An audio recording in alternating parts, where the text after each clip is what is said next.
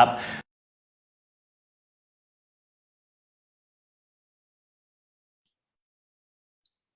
สวัสดีค่ะวาสนาวงศ์สรวัตรค่ะนี่ก็ขอบคุณอบจมากเลยนะคะที่กรุณาให้เกียรติมาแบ่งปันมุมมองเกี่ยวกับเอ่อเหตุการณ์6ตุลานะคะในแง่มุมที่เกี่ยวข้องกับงานวิจัยของตัวเองด้วยแล้วก็อาจจะเป็นที่สนใจของหลายๆท่านนะคะอยากจะพูดให้จบอยู่ภายในกำหนดเวลาที่ทางทีมงานแจ้งไว้นะคะก็จะขอเริ่มต้นด้วยการแชร์สกรีนเลยนะคะ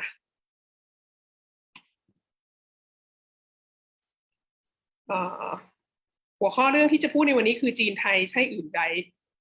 พี่น้องกันนะคะแรงบันดาลใจในการต่อสู้ระหว่างเผด็จการกับมวลชนจาก6ตุลาถึง16ตุลา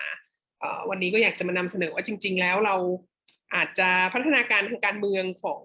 ประเทศเราอย่างที่เรารู้ๆกันจริงๆแล้วอาจจะมีความสัมพันธ์กับจีนมากกว่าที่เราคิดแล้วก็จริงๆแล้วการที่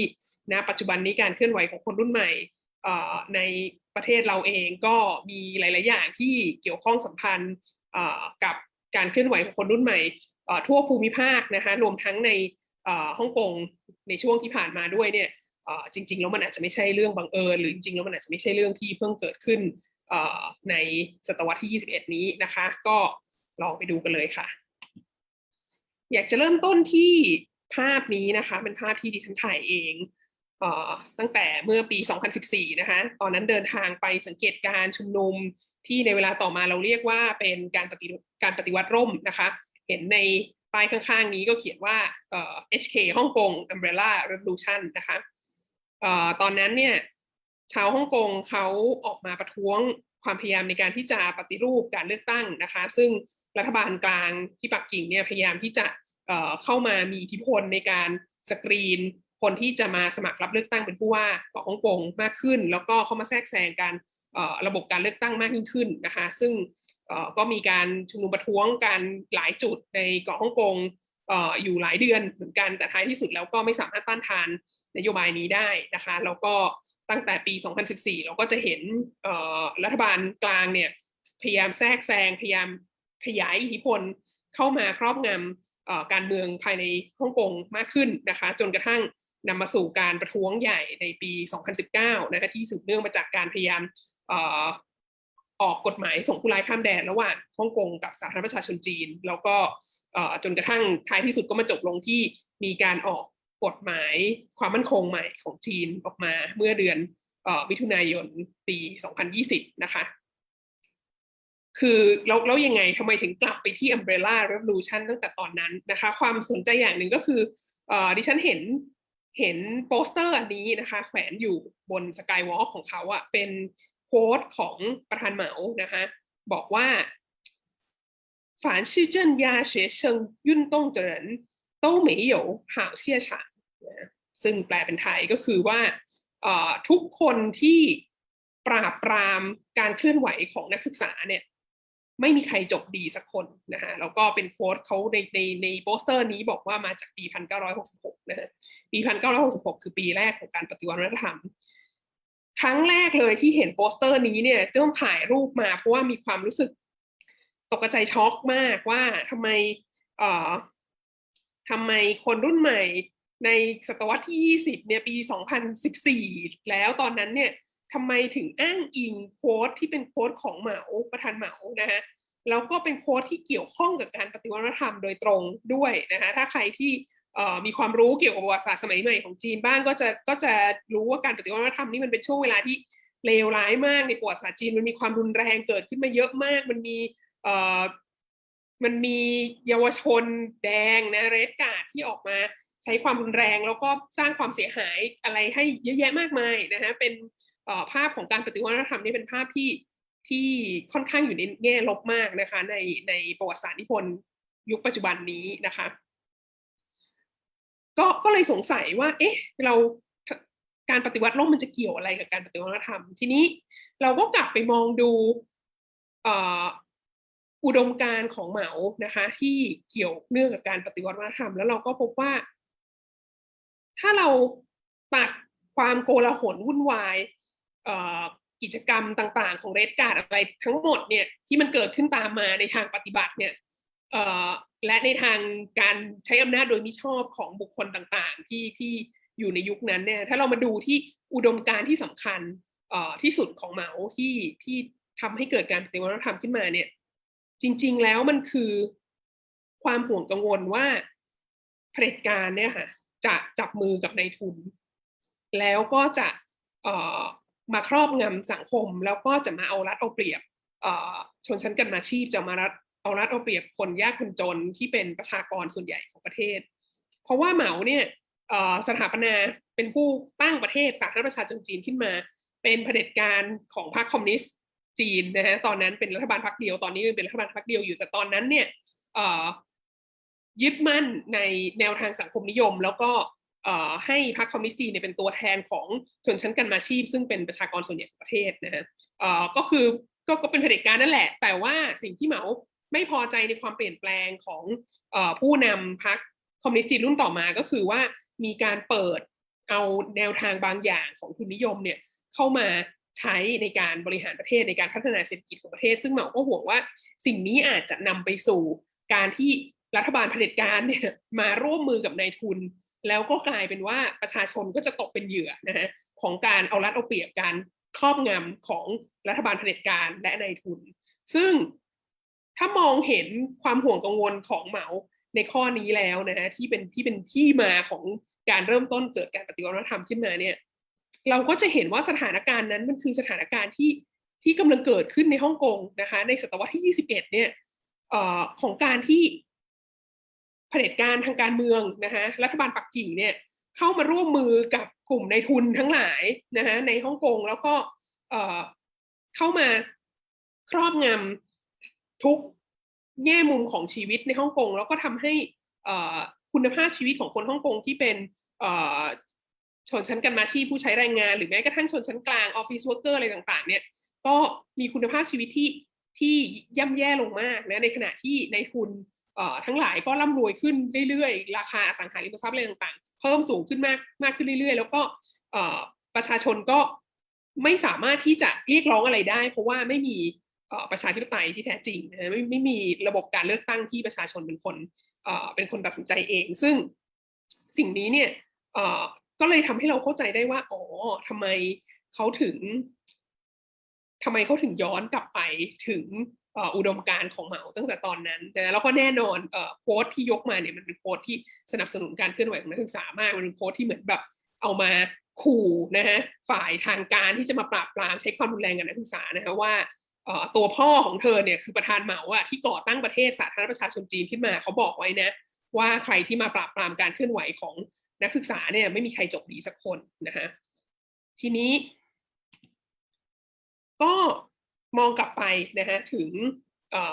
มองกลับมาที่ประเทศเราบ้างก็พบว่าประเทศเราเนี่ยคนรุ่นใหม่นะกระบวนการนักศึกษาเนี่ยได้รับแรงบันดาลใจจากการเคลื่อนไหวทางการเมืองในประเทศจีนมานานมากแล้วอันนี้ก็เข้าใจได้นะเพราะว่าประเทศเราก็อยู่ภายใต้สภาวะของการที่เผด็จการรัฐบาลเผด็จการนะฮะหัวกับนายทุนนะฮะแล้วก็เอารัดเอาเปรียบประชาชนนะฮะแล้วก็ประเทศก็มีความเหลื่อมล้ำเยอะมากนะฮะมีคนจนมีผู้ใช้แรงงานชาวไร่ชาวนาอะไรทั้งหลายเนี่ยก็มีคุณภาพชีวิตที่แย่มากนะในขณะที่นายทุนที่สนับสนุนเผด็จการที่เป็นพวกเดี่ยวเผด็จการเนี่ยก็รวยขึ้นเรื่อยๆมีชีวิตที่ดีส่งลูกไปเรียนเมืองนอกอะไรต่างๆได้ทั้งสิ้นนะฮะสิ่งนี้ก็เป็นสภาวะปกติของประเทศเรามายาวนานมากแล้วคือดูแค่หลังสงครามโลกครั้งที่2มาก็ค่อนข้างชัดเจนแต่จริงๆแล้วถ้าจะดูให้เก่ากว่านั้นอีกก็จะเห็นร่องรอยของการหัวกันของพันธมิตรระหว่างนายทุนกับเผด็จการทางการเมืองนะคะมาเรื่อยๆเลยแล้วก็แน่นอนดังนั้นแนวทางอุดมการณ์หลักของการปฏิวัติวัฒนธรรมดังกล่าวเนี่ยก็เลยเป็นสิ่งที่โดนใจกระบวนการนักศึกษามากในช่วงทศวรรษ1970นะฮะก็คือเนี่ยช่วงที่14 ตุลา 16จนมาถึง6 ตุลา 19เนี่ยก็เป็นช่วงที่คนรุ่นใหม่ในประเทศไทยเนี่ยก็มีความตื่นตาตื่นใจกับแนวทางของประธานเหมามากนะเราก็จะเห็นว่าเนี่ยมีการจัดนิทรรศการจีนแดงนะฮะใน ต้นปี 2517 นะคะที่ธรรมศาสตร์แล้วก็ตีพิมพ์ออกมาเป็นวารสารอมทนะคะนิทรรศการจีนแดงด้วยจุฬาก็ทำเหมือนกันจริงๆแล้วจุฬาเนี่ยทำตั้งแต่ปลายปี 2516 นะคะมีการตีพิมพ์หนังสือจีนแผ่นดินแห่งการปฏิวัติตลอดกาลด้วยนะคะก็มีการแล้วก็มีงานแปลจากภาษาจีนที่เป็นแนวทางอุดมการณ์ของเหมาสันนิพนธ์เหมาและต่างๆนั้นก็มีอิทธิพลแพร่หลายเข้ามาเยอะมากนะคะในหมู่ขบวนการนักศึกษาแล้วก็คนรุ่นใหม่ในยุคนั้นนะคะมีแนวทางของมีความต้องการที่จะเรียกร้องประชาธิปไตยก็คือต่อต้านเผด็จการที่ปกครองอยู่แล้วเผด็จการที่มีการเป็นพันธมิตรกันกับนายทุนแล้วก็เอารัดเอาเปรียบประชาชนนะฮะชัดเจนคือได้รับการสนับสนุนจากสหรัฐอเมริกาด้วยแล้วก็คือซึ่งแลดูเหมือนเป็นโลกเสรีแต่ว่าในขณะเดียวกันในทางการเมืองประเทศเราก็ไม่ได้มีประชาธิปไตยแล้วก็มีลักษณะของความเหลื่อมล้ำทางชนชั้นอย่างชัดเจนมากนะดังนั้นอันนี้เนี่ยเราก็จะเห็นว่าอุดมการต่อสู้ของประธานเหมาในลักษณะนี้เนี่ยก็มีอิทธิพลมาถึงขบวนการนักศึกษาในประเทศเราด้วยนะคะทีนี้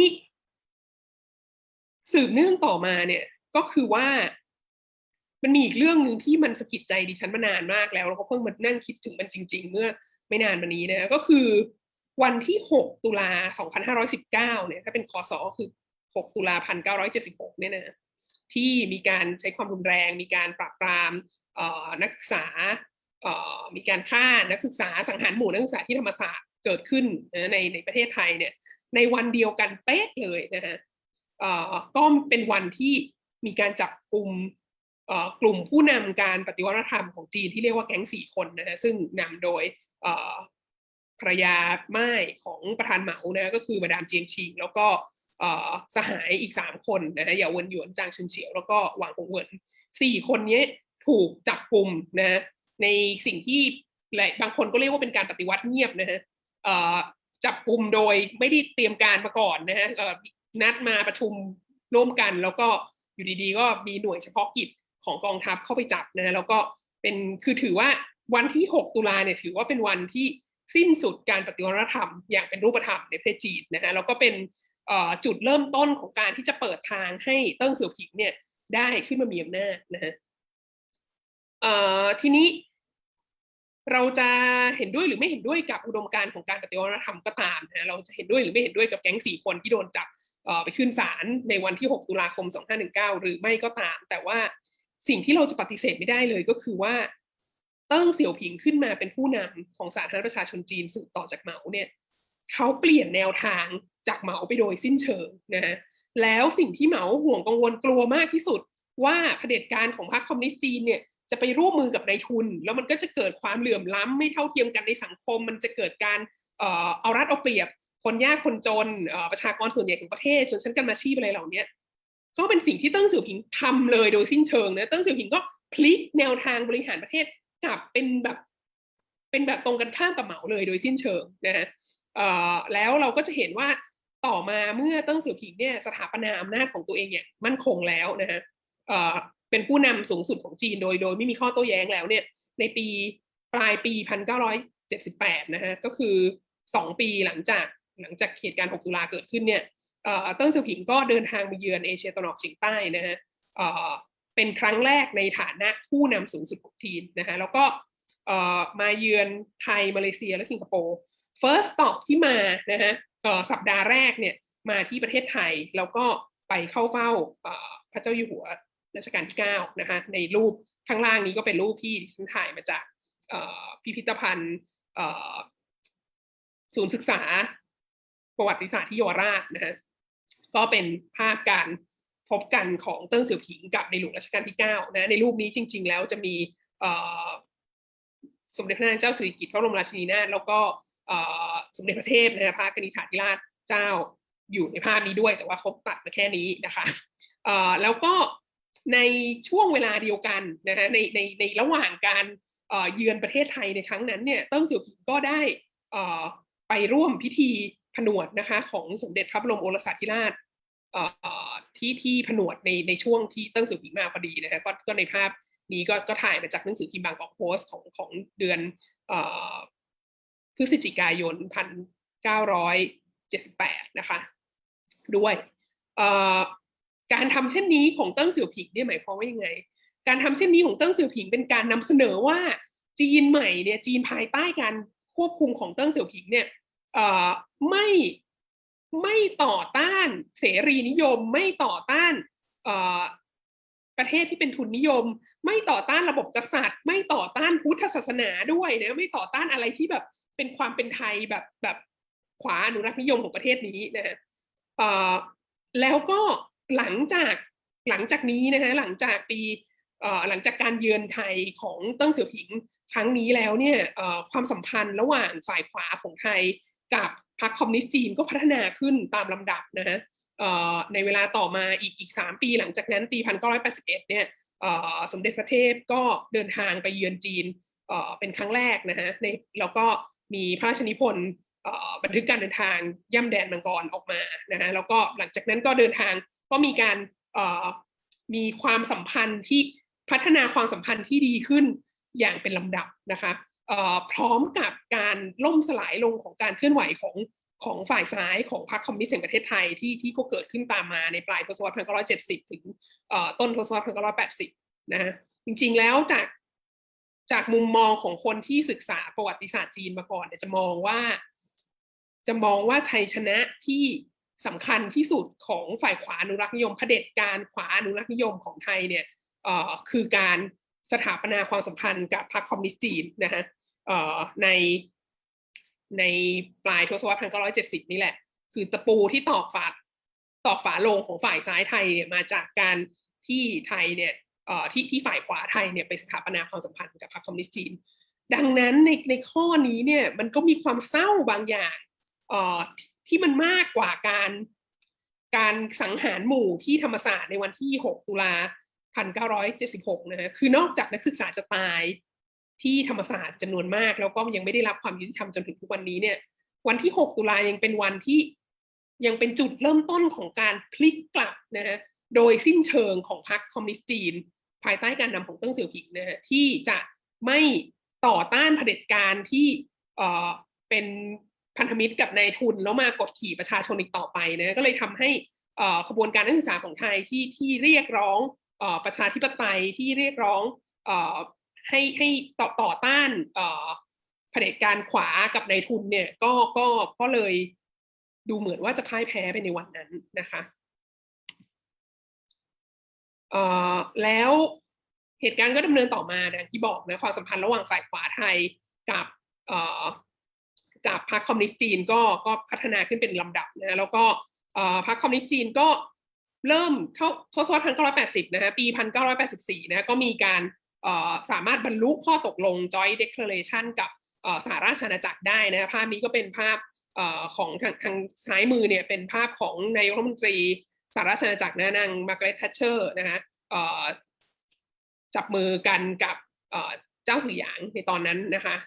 หลังจากที่ได้ออก Joint Declaration ตกลงกันว่าในปี1997เนี่ยจะมีการคืนฮ่องกงสู่อธิปไตยของจีนนะคะแล้วก็ในปี1997นะก็เหตุการณ์นั้นก็เกิดขึ้นจริงๆนะคะนี่ก็เป็นภาพข่าวจาก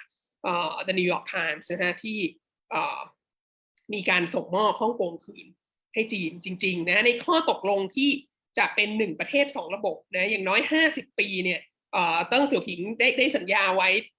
ตั้งแต่ก่อนที่จะเสียชีวิตนะเติ้งเสี่ยวผิงเสียชีวิตในต้นปี1997นะแต่ว่าเขาก็ได้คุยกันมาตั้งนานแล้วว่าจะไม่มีการแทรกแซงทางการเมืองนะคะในฮ่องกงจากรัฐบาลปักกิ่งนะไปอย่างน้อย50 ปีก็คืออย่างน้อยจนถึงปี2047เนี่ยฮ่องกงคนฮ่องกงจะมีสิทธิเสรีภาพนะคะมีเสรีภาพในการแสดงออกมีเสรีภาพในการแสดงความคิดเห็นในการตีพิมพ์ในการชุมนุมประท้วงอะไรต่างๆนานาเนี่ยเหมือนกับตอนที่อยู่ภายใต้การปกครองของอังกฤษทุกประการนะคะนี่คือสิ่งที่ได้ตกลงกันไว้เมื่อส่งมอบฮ่องกงคืนในปี1997นะฮะทีนี้สิ่งที่เกิดขึ้นก็คือเมื่อจีนนะรับฮ่องกงกลับคืนไปเนี่ย ทุนจีนนะซึ่งได้รับการสนับสนุนจากรัฐบาลเผด็จการพรรคคอมมิวนิสต์จีนเนี่ยก็ขยายตัวเข้ามามีอิทธิพลในฮ่องกงมากขึ้นเรื่อยๆรัฐบาลคอมมิวนิสต์จีนใช้วิธีการควบคุมฮ่องกงด้วยการ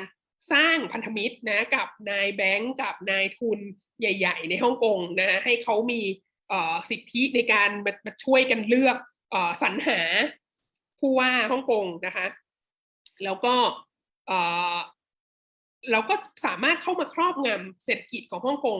ได้อย่างมีประสิทธิภาพพอสมควรนะแต่สิ่งที่เกิดขึ้นก็คือว่าแน่นอนเวลาผ่านไปเรื่อยๆเนี่ยสถานการณ์ความเหลื่อมล้ำในเกาะฮ่องกงก็แย่ลงเรื่อยๆนะฮะแล้วก็คนชั้นกลางไปจนถึงชนชั้นกรรมาชีพผู้ใช้แรงงานต่างๆในฮ่องกงเนี่ยก็มีคุณภาพชีวิตที่แย่ลงเรื่อยๆแล้วก็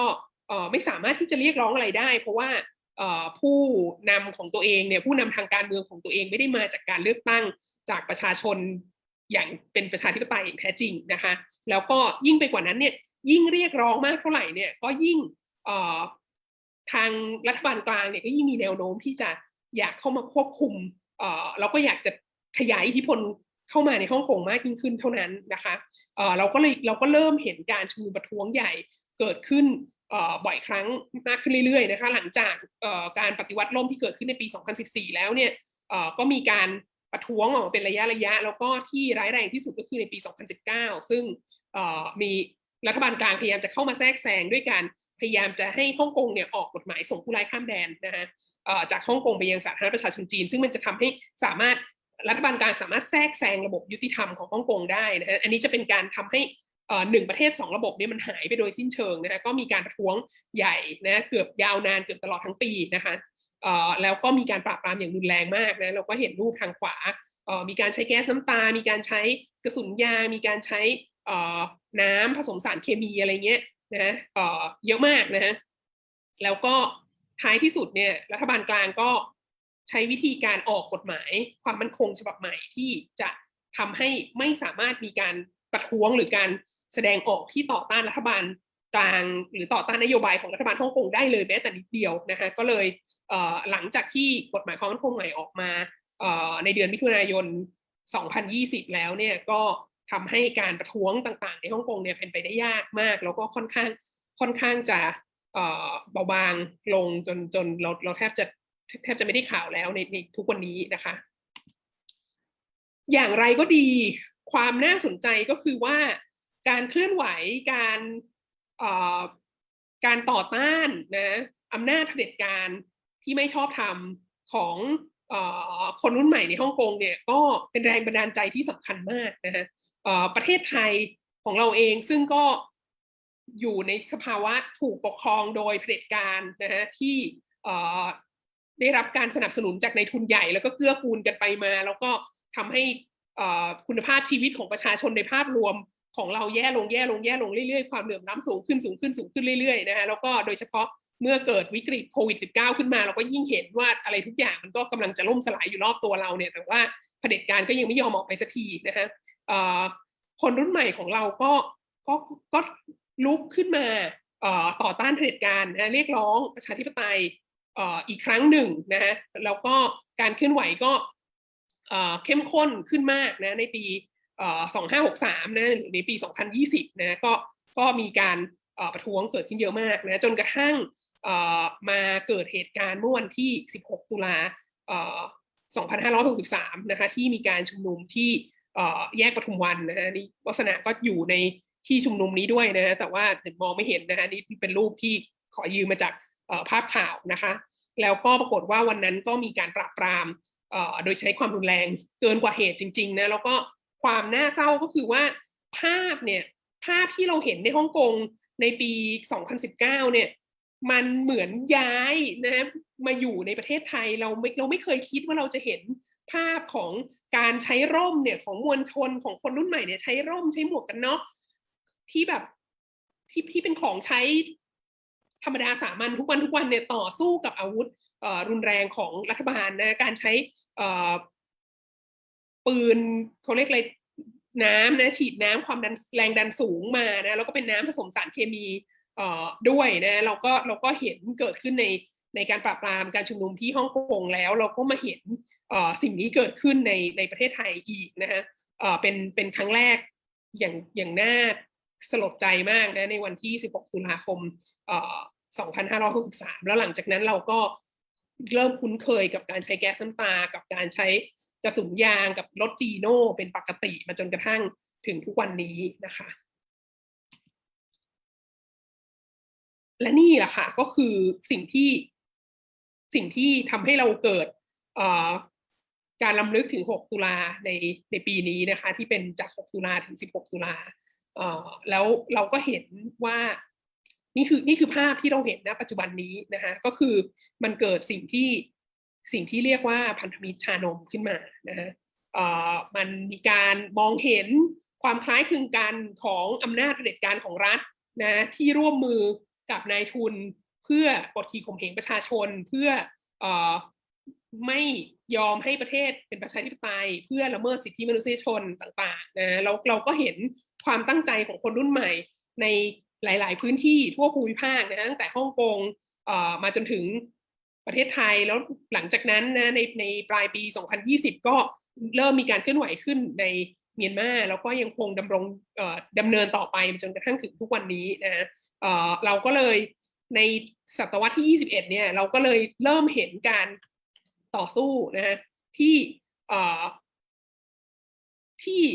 เราไม่ได้ต่อสู้กับเผด็จการโดดที่ประเทศเราอย่างเดียวเท่านั้นเราก็มีเครือข่ายของคนรุ่นใหม่ที่ก็ต่อสู้กับเผด็จการด้วยกันในพื้นที่อื่นๆนะฮะแล้วเนี่ยค่ะเราก็เลยเห็นภาพของอย่างในการชุมนุมที่แยกราชประสงค์นะเมื่อผ่านไปไม่นานวันนี้เราก็เริ่มเห็นธงของกลุ่มพันธมิตรชานมเนี่ยมาปรากฏตัวบ่อยขึ้นนะคะมีธงฮ่องกงสีดำนะมีธงไต้หวันแล้วก็มีธงพันธมิตรชานมอยู่ข้างหลังนี้นะคะแล้วเราก็เห็นการสื่อสารให้กำลังใจกันเกิดขึ้นเรื่อยๆในหมู่ผู้เรียกร้องประชาธิปไตยในหมู่ผู้รักประชาธิปไตยทั้งหลายนะคะสิ่งที่ตัวเองคิดว่าน่าจะได้จากสถานการณ์นี้ก็คือเรามีความรู้สึกว่าเวลามันผ่านมานานมากแล้วนะจากปี 2519 นะปี 1976 จนถึงวันนี้เนี่ย 45 ปีเนี่ยมันผ่านมานานมากแล้วเราเรียนรู้หลายอย่างนะคะเราเรียนรู้ว่าการใช้ความรุนแรงอย่างมากหรือการตกเป็นเครื่องมือทางการเมืองแบบที่กลุ่มเลดการ์ดทำในยุคปฏิวัติธรรมมันไม่ใช่ทางออกที่ถูกต้องนะแต่เราก็เรียนรู้ด้วยเหมือนกันว่าประชาธิปไตยเป็นสิ่งที่สำคัญประชาธิปไตยเป็นสิ่งที่เราต้องได้มาเราต้องต่อสู้ให้ได้มาและเมื่อรุ่นพี่ของเรานะถูกปราบปรามอย่างรุนแรงพ่ายแพ้ไปในทศวรรษ 1970 เนี่ยการที่เราไม่ต่อสู้ไม่ได้มีการต่อสู้อย่างรุนแรงต่อเนื่องกันมาเนี่ยมาถึงศตวรรษที่ 21 เนี่ยเมื่อเรากลับมาอยู่ภายใต้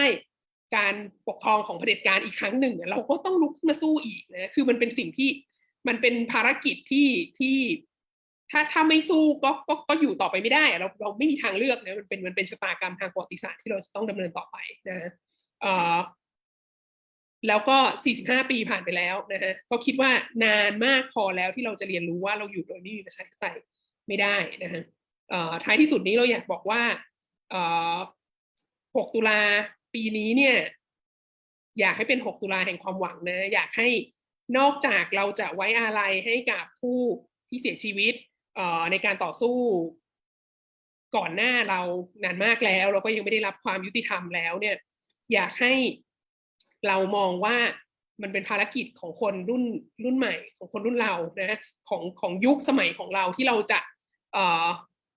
ดำเนินตามอุดมการณ์นะฮะของรุ่นพี่ตั้งแต่ 6 ตุลานี้ต่อไปนะคะความมุ่งหวังที่จะโค่นล้มเผด็จการนั้นมันได้เวลาที่จะสำเร็จในรุ่นเราแล้วนะคะแล้วก็ท้ายที่สุดนี้ก็อยากจะบอกว่าศตวรรษที่ 21 เนี่ยมีคนเคยบอกไว้ว่าเป็นศตวรรษจีนนะแต่ว่าผ่านมา 21 ปีแล้วเนี่ยปีนี้ดิฉันอยากจะบอกว่าศตวรรษนี้ไม่ใช่ศตวรรษจีนแล้วค่ะ ศตวรรษนี้เป็นศตวรรษของประชาธิปไตยแล้วศตวรรษนี้ก็เป็นศตวรรษที่ความทรงจำของ6ตุลาก็จะมีชัยชนะในที่สุดค่ะขอบคุณมากค่ะ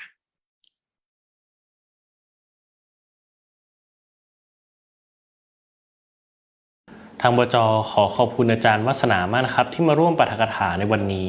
การนำเสนอของอาจารย์ทำให้เราเห็นถึงมิติที่หลากหลายนะครับที่จีนต่างส่งผลต่อขบวนการเคลื่อนไหวนักศึกษาไทยด้วยตัวแสดงและแบบแผนความสัมพันธ์ที่แตกต่างกันไปด้วยตามแต่ช่วงเวลานะครับในลำดับต่อไปเป็นปาฐกถาพิเศษจากสปีกเกอร์ชาวต่างชาติที่เป็นเพื่อนของโจโฉหว่องนะครับซึ่งโจโฉหว่องเองก็เคยถูกรับเชิญมาที่งานรำลึก40ปี6ตุลาที่คณะรัฐศาสตร์จุฬานะครับแต่เขาไม่ได้เข้าประเทศไทยนะครับในเวลานั้นเพราะรัฐบาลไทยเลือกที่จะกักตัวเขาไว้ที่สนามบินกว่า12ชั่วโมงโดยที่ไม่ให้เขาติดต่อใครเลยนะครับและสุดท้ายเขาก็ถูกส่งตัวกลับฮ่องกงในที่สุดมาจนถึงทุกวันนี้นะครับพันธมิตรชานมก็ได้กำเนิดขึ้นแล้วการเคลื่อนไหวนะครับก็ได้ถูกเชื่อมโยงไปในระดับภูมิภาคมากขึ้นนะครับเราจึงเชิญเพื่อนคนสำคัญของโจโฉหว่องกลับมาอีกครั้งนะครับเพื่อมาพูดถึงความสำคัญของเรื่องนี้นะครับความสำคัญของการเคลื่อนไหวร่วมกันในระดับภูมิภาคนะครับ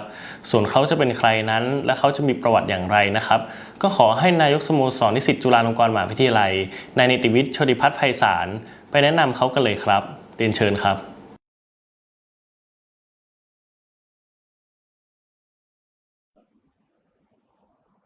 สวัสดีครับ Hello 6 October Massacre was a tragic event during which Thai youths were killed by the state just for dreaming of a fair and democratic society. Although the event took place 45 years ago, similar images can still be seen even today. We are witnessing young people who wish for freedom and human rights in Thailand and in many countries getting suppressed, tortured, jailed, and murdered by their state.Despite the difficulty in going up against the most powerful and currently the most hegemonic regime on earth, Hong Kongers never give up their fight for preserving their dignity and their freedom. Nathan Law is one of the most prominent activists in Hong Kong. 5 years ago, when I visited Hong Kong to invite Joshua Wong to be a speaker at the 6 October Massacre commemoration event in Chulalongkorn University, Nathan was running for a member of the Legislative Council of Hong Kong.And he was elected as the youngest legislator in the history of the Legislative Council. I also had a chance to visit him in the Legislative Council building. But soon after, China increased their interventions in Hong Kong and Nathan was removed from office, along with other legislators. Lawfare and violence followed. China also passed a new national security law whose maximum punishment is life imprisonment.This is also applicable to foreigners who challenge Chinese authority. By the time this law passed, the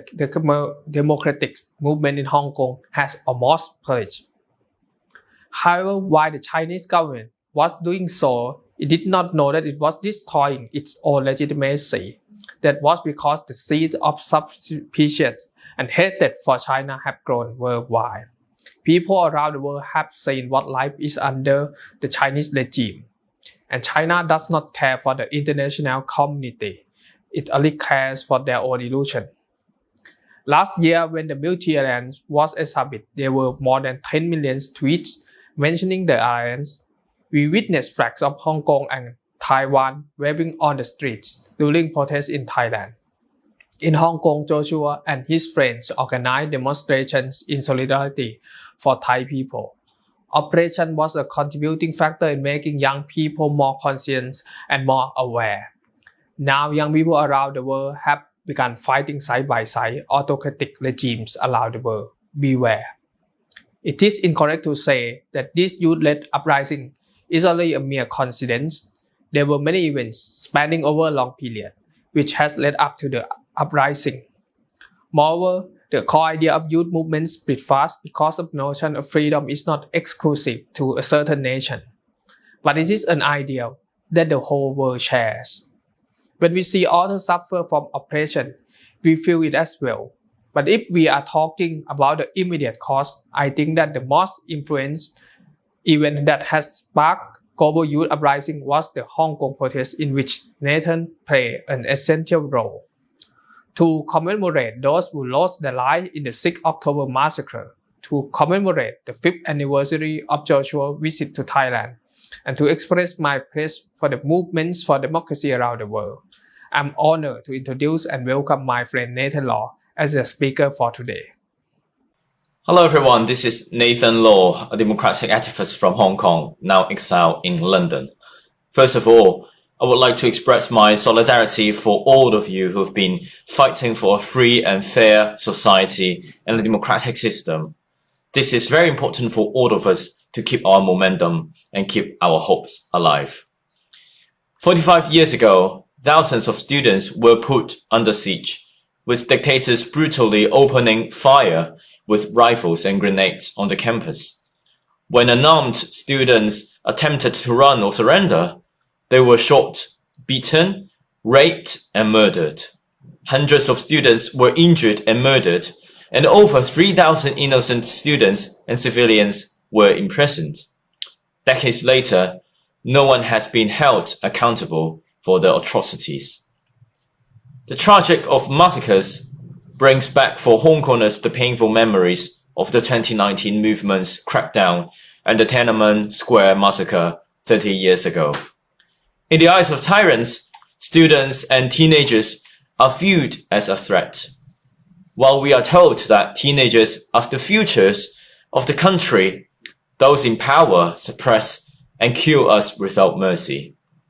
The commemoration of massacre in the 21st century is a reminder to all of us. Justice has not been served yet, and our fight goes on. We must bring those responsible for the tragedy accountable. Throughout history, dictators have established a repressive system to suppress all types of dissent, whether by shutting down communications, imprisoning dissident voice, or even killing or imprison them. But in the globalized world, authoritarian governments have become more aware of the power of any collaboration among civil societies. They have increased their repressive weapon to break off people's ties with the outside world, and they employ any methods at their disposal to do so. One way is through deportation and visa denials. I'll never forget my friend Joshua Wong, who was imprisoned in Hong Kong and deported by the Thai government in 2016. That was the time that the Umbrella movement had come to an end for 2 years. As one of the prominent organizers during the movement, Joshua was invited to speak at an October 6th event, which more remarked the 40th anniversary of the massacre of student protesters. The talk was meant to be about his life, his education, the political thoughts, and political changes in Hong Kong when it was restored to China, as well as our pro-democracy umbrella movement at the time. However, as soon as he arrived in Thailand, he was detained by the Thai government. According to the report, the Thai government had previously received a letter from the Chinese government regarding Joshua's arrival. This was the very first sign of China's interference in Thai domestic issues. Following then, China's intervention increased, as seen by the monarchist Thai Association with the CCP throughout the Thai movement since 2020. As a strategic point for China, Thailand has granted many trade assets as rewards of being close to the totalitarian regime. Without a doubt, the governments of China and Thailand recognize the strength of the youth-led movement and the globalized civil society solidarity. This is why they have built up walls with censorship and travel bans. However, such a traditional method of control faced the challenge of digital advancement in the digital era, as Joshua demonstrated by making a video call from Hong Kong to the university and continuing to offer his thoughts. People can still make an impact with their ingenuity despite authoritarian control. For now, we still have no idea when Joshua can leave the prison. Up until now, Joshua has been detained for 9 months, and there's a verdict of the national security law charge pending. It could be many years if The CCP is determined to lock him up. It's devastating to see my comrades imprisoned, but that means we just have to work harder to fight for democracy. Before the British government handed over Hong Kong in 1997, China agreed to a point to allow the region considerable political autonomy under the one country, two system framework. But for many years after 1997, Beijing refused to honor its promise to implement a full democracy. As a result, Hong Kongers choose to fight for their future. The Umbrella Movement in 2014 was a watershed movement in Hong Kong's history, with Hong Kongers for the first time using civil disobedience to express their discontent. The 2019 anti-extradition bill movement was another turning point. Millions of Hong Kongers witnessed the downfall of two systems and the police brutality after Beijing introduced a bill that gave its power to bring anyone in Hong Kong who they accused of breaking the law to China's court for trials. That means the end of the firewall nature of Hong Kong's two system, which Hong Kongers once relied on preserve our right to freedoms of expression and speech. Now, the situation in Hong Kong has deteriorated since the national security law was enacted. The law provided Beijing the authority to label all sorts of dissident activities as subversive, using vague words such as violating national security or interests. Hong Kong has moved from one country, two system to one country, one system. After then, Beijing continues its grip on every aspect of our civil society. Politicians were imprisoned. Human rights organizations, teachers' unions, pro-democracy media, and even organizers of the June 4th massacre commemorations were forced to disband. Civil officials were compelled to take an oath affirming Beijing's values, while elected lawmakers were unseated. Censorship applied to the films and cultural works. Worse still, even Canton pop singers were forbidden from performing due to their political beliefs. In this context, Hong Kong's population is declining for the second year as a result of the escalating outflow. Tens of thousands of families have fled the city to protect their children from brainwashing education, when Beijing instills patriotism in classrooms, and when schools remove books like George Orwell's Animal Farm in order to comply with the new security regulation. When hope fades, however, it does not mean that our fight for democracy is over. As a Hong Konger proverb goes, there are hopes as long as there are people. No matter how gloomy the situation is, Hong Kongers live abroad, continue to speak up for those who remained in the city. Through exhibitions, media interviews, and remembrance ceremonies, people across the world make our voice for democracy heard. People inside the city also express discontent with more convoluted and subtle ways, operating in a very closed political reality. When the global democracy is now on the decline, democratic activists in all nations are not grappling with our own government, but also with the rising authoritarian force, the CCP. More and more often, the Chinese Communist Party's growing dominance in the region has become the new norm for all multi-allies. As the protests in Myanmar have shown, China is not only keeping strong ties with the repressive regimes in South Asia, it also offers financial and material support to other dictators when they are subduing unarmed protesters. Given its aggressiveness, China is spreading its authoritarianism to every corner in the region, backing and exporting its repressive patterns to all like-minded repressive regimes. With its Security Council veto, China seeks to block all United Nations measures aimed at punishing repressive governments. At the same time, China's Belt and Road initiatives serve as a form of economic coercion, benefited from offering large debts and massive investment. Neighboring nations become more reliant on China. As a result, China converts its economic might into political influence, turning other nations into its cheerleading status. All of it is to ensure China's regional supremacy. As a result, all democratic efforts in the region must take China into account. China is undeniably attempting to undermine the international human rights system and to challenge the global norm. China is the driving force behind this global assault on human rights. Without addressing the China factor, we won't be able to achieve democracy. In light of this, the multi-alliance is a critical step in confronting this political giant and achieving our cause. The alliance is a silver lining for the restoration of democracy in South Asian countries.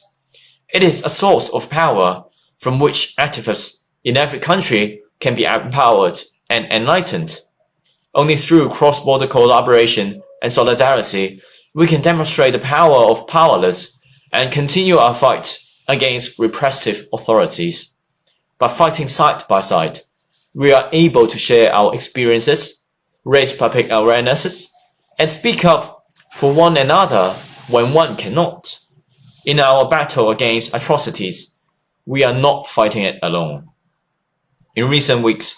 our brave Thai friends are still fighting tooth and nail to demand their Prime Minister's resignation over his broken promises and mishandling of the pandemic. I hope that the international community will continue to support our Thai youngsters in the quest for true democracy. Multi-alliance stands with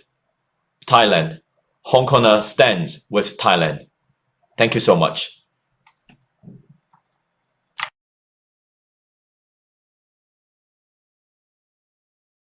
ก็จบไปแล้วนะครับสำหรับการปาฐกถาของ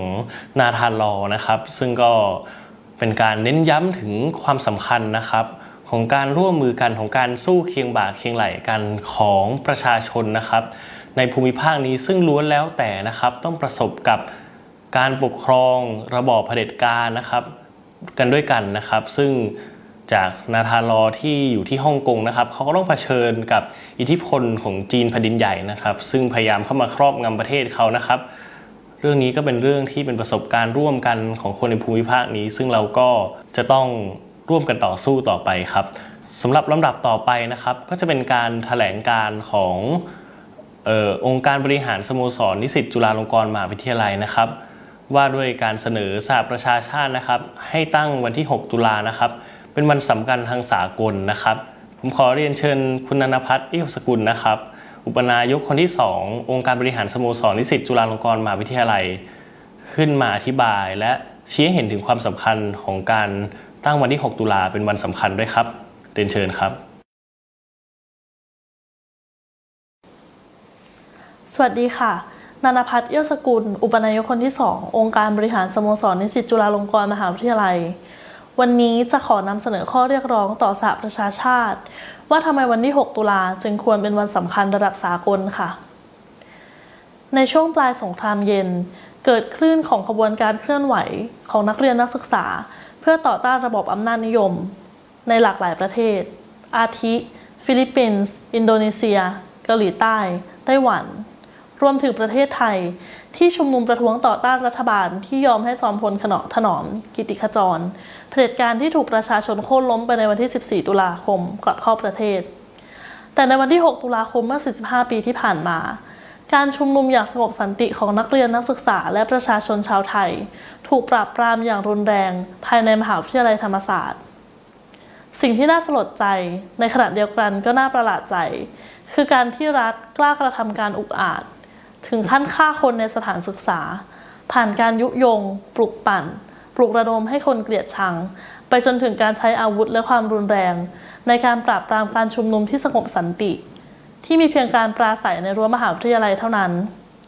นอกจากรัฐจะไม่เคยออกมาขอโทษต่อประชาชน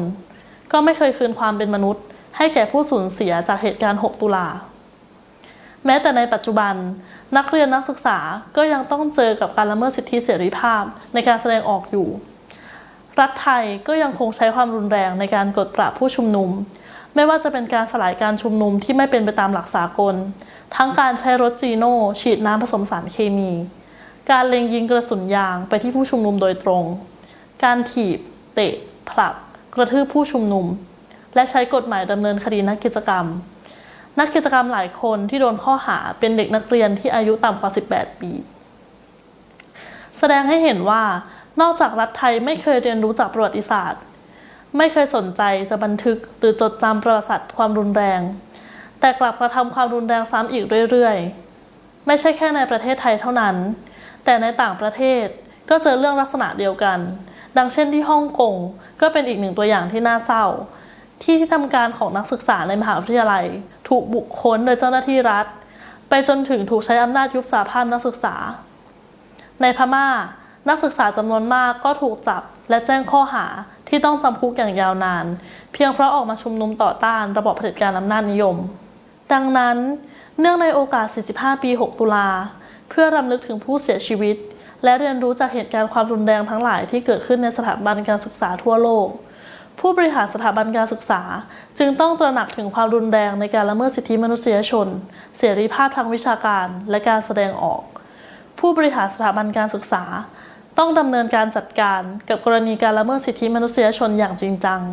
รวมถึงสนับสนุนเสรีภาพในการแสดงออกในสถานศึกษา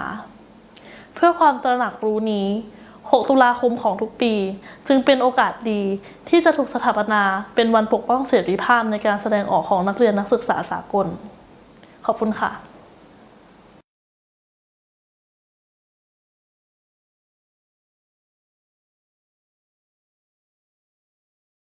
ครับก็จบไปแล้วนะครับสำหรับแถลงการขององค์การบริหารสโมสรนิสิตจุฬาลงกรณ์มหาวิทยาลัยนะครับซึ่งรายละเอียดเพิ่มเติมนะครับก็สามารถรอติดตามในโพสต์ที่จะโพสต์หลังจากไลฟ์จบนี้ได้เลยนะครับสำหรับพี่ๆสื่อมวลชนท่านไหนนะครับ